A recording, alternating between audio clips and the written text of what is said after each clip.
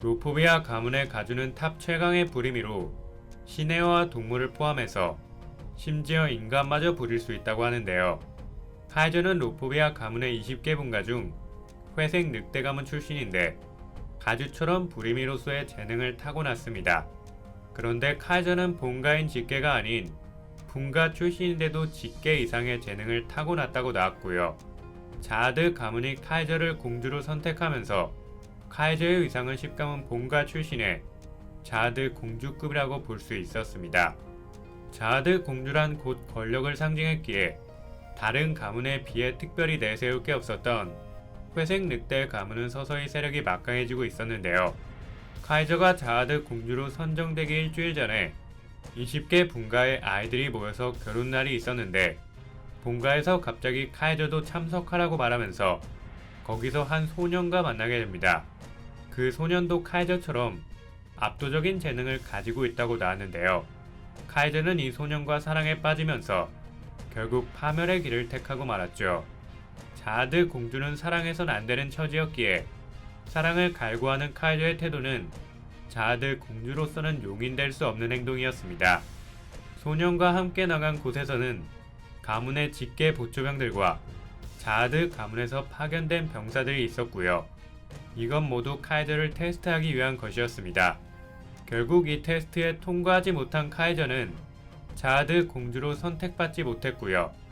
루포비아 가주는 카이저 때문에 빡쳐서 그녀의 일가족까지 잡아들이라고 명령했습니다.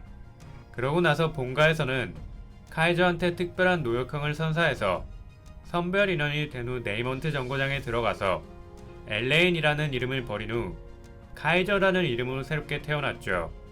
네이먼트 정거장을 점령한 카이저는 예전과 달리 성격이 굉장히 잔혹해져 있었습니다. 현재 카이저가 보여주고 있는 시크한 성격은 이때 형성된 거라고 보시면 됩니다. 네이먼트 정거장에서 카이저는 10가문 중 가장 강하다고 알려진 아리의 가문 분가 출신 이니에타의 대결에서 승리했고요. 엔드로시아의 전투에서도 승리하면서 자아드 공주도 상대할 수 있는 위상을 보여줬습니다. 물론 이 당시 엔드로시는 정거장의 규칙을 잘 몰랐고 카이저의 능력도 몰랐기 때문에 다시 붙는다면 어떻게 될지는 모르지만요. 카이저의 강함은 밤과의 대결을 통해 입증됐는데요. 카이저가 지니고 있던 펜릴은 랭커의 피부조차 뚫을 정도로 강력하다고 합니다. 10가문 출신이 아니면 발이 뜯겨져 나갈 정도라고 나왔죠. 밤에 팔이 잘리지 않을 수 있었던 이유는 10가족으로 강했던 아들렌과 VFP 2개, 가시로 인한 신수 육체 강화 덕분이었지 잘못하면 이때 밤은 팔이 잘려나갈 뻔했습니다.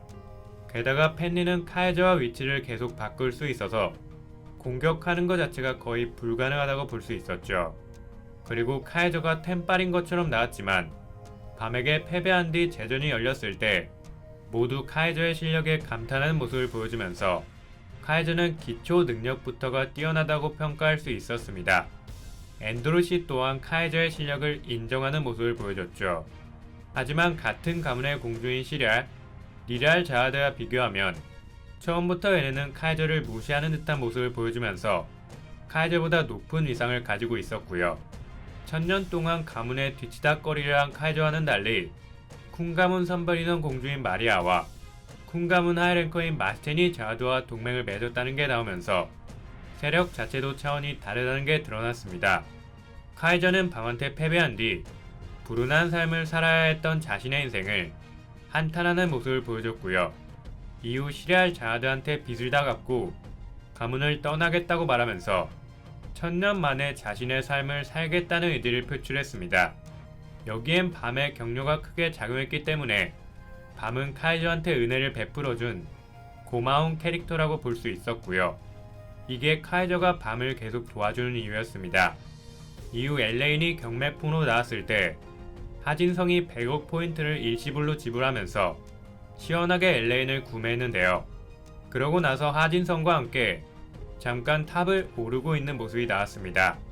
마지막 정거장에서는 갑자기 등장하면서 펜리를 사용해서 리샤옹의 폭탄 장치를 빼앗은 후 밤일행을 구해주는 모습을 보여줬고요. 이때 카이저는 다시 탑을 오르고 있다가 하진성의 부탁으로 밤을 도와주러 온 것이었습니다. 그런데 카이저의 표정을 살펴보면 진심으로 밤을 도와주고 싶어하는 눈치였고 성격이 약간 츤데레라서 살짝 돌려 말한 것 같았죠. 3부에서도 이 시크한 성격은 계속 유지되고 있는데요. 밤을 아끼는 마음만큼은 누구보다도 강한 캐릭터라고 보시면 될 것 같습니다. 밤은 카이저의 천년묵은안을 한 방에 날려준 인물이니까요.